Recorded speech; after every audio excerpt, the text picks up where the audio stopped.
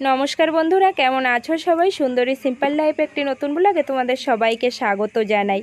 তো দেখো, প্রতিদিনের মতো আজকেও সকাল সকাল চলে আসলাম রান্নাঘরে। তো রান্নাঘরে এসে তো আগে ঝাড়ু টাড়ু তো ওগুলো দেওয়াই হয়ে গিয়েছে, বাসি কাজগুলো সব করা হয়ে গিয়েছে।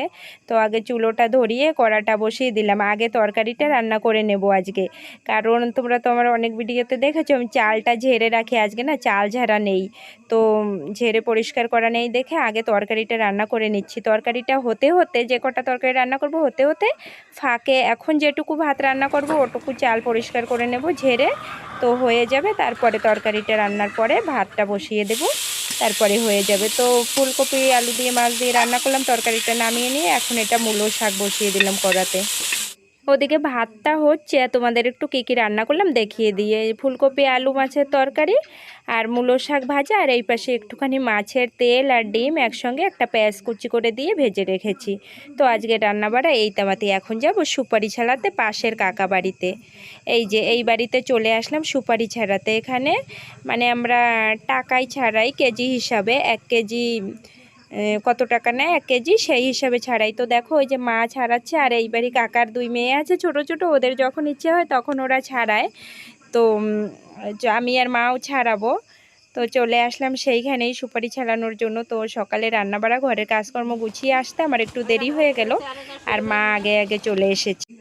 কাকার মেয়ে আজকে যাবে প্রোগ্রামে ডান্স করতে, তো সেইখানে আমি ওকে একটু রেডি করিয়ে দিলাম, আমরা 2 যা মিলে। তো দেখো 2 জন বেরিয়েছে। এদিকে বিকেলবেলা আনুষ দেখো রাস্তায় কি করছে, আমাকে দেখে, মানে আমি ওই বাড়িতে গিয়েছিলাম যে ও জানে না, খুঁজে পাচ্ছিল না, তো যখন দেখলো রাস্তায় আমি দৌড়ে চলে আসলো এইখানে। দেখো শুধু বদমাইশি আর কিছুই না। বলো। হুম, ছেলেটা দেখো সব সময় কার্টুন দেখে কার্টুনের মতো করতে থাকে। হ্যাঁ বলো।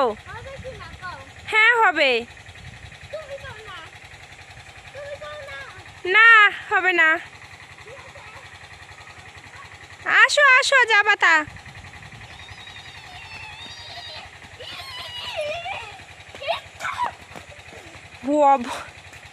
চলো। সন্ধেবেলা ঘরে এসেছে দাদা আর বৌদি। দাদা মানে এটা আমার পিসির ছেলে। তো আমার বাড়ি থেকে 10 মিনিটের রাস্তা দাদার বাড়ি, 10 মিনিটও লাগে না।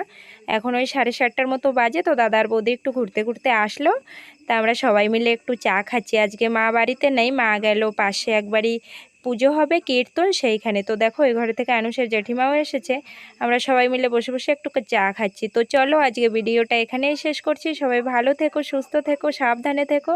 খুব শীঘ্রই দেখা হবে একটা নতুন ভিডিওর সাথে।